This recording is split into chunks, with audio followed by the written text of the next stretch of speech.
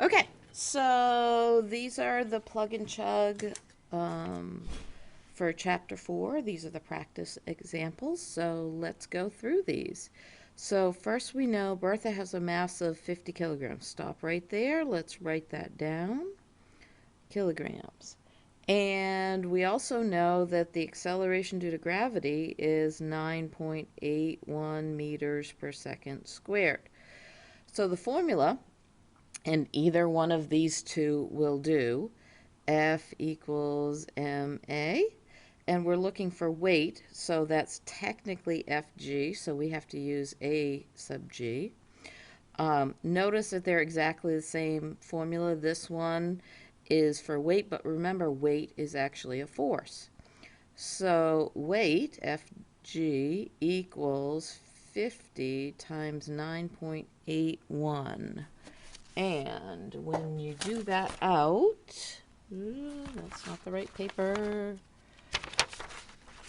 When you do that out, you end up with 490.5 newtons, because newtons is our unit of weight. Next one, calculate the weight of Edgar. So we're looking for Fg. Edgar the elephant in newtons. He has a mass of 2,000 kilograms.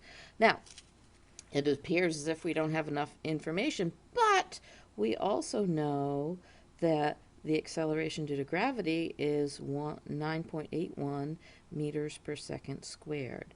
So again, we're going to use the same formula, Fg equals mag.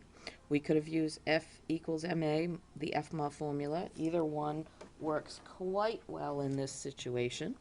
So let's plug into that formula. Fg equals 2,000 times 9.81. Multiplying those two together, you get 19,620 newtons. Awesome. Got to move this up just a wee bit for the next couple of problems.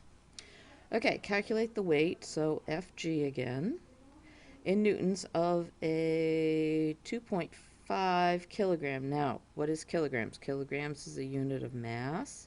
It's 2.5 kilograms. And again, we know the acceleration due to gravity is 9.81 meters per second squared. Again, same formula. Gonna get sick of it after a while. Maybe not. So Fg equals 2.5 times 9.81. And when you do that one out, you're going to get 24.53. Now, what's the unit on that? Well, we're looking for a force, so that would have to be newtons. So now it says use the weight calculated in part A. So force due to gravity is 24.53 newtons. Calculate the watermelon's weight in pounds. So we also know 1 newton equals 0.22 lbs. Nothing really to do here, but we got to do a little factor labeling over here. 24.53 newtons. Now remember, whatever the unit is up here, we're going to put it down here. And what are we trying to change it into? Pounds. So let's put in the numbers. So over here it says 1 newton is 0.22 pounds. So we're going to multiply those two numbers together. And we're going to end up with 5.40 pounds. And I think it rounds up, it's like actually 5.399 or some nonsense like that. In this case, this 0 is okay. All right, next one, which you can't see, so I got to move the thing down again. We have an artichoke weighs, so force due to gravity is 1.5 newtons. What's the mass in kilograms? So one would think that one doesn't have enough information, but we know that the acceleration due to gravity is 9.81 meters per second squared. We're going to use the same formula. And let's plug in here. So we got 1.5 equals the mass times 9.81. We're going to have to divide both sides by 9.81. 9.81, so it gets rid of that. So now we have mass equals 1.5 over 9.81. And when you do that out, it's 0.15. Now, what are we looking for? Mass. What's the unit of mass? Well, it tells us. It's in kilograms. There you go. Last one. Gertrude Gravity finds she weighs 300 newtons. So force due to gravity equals 300 newtons. Calculate her mass. So we're looking for her mass.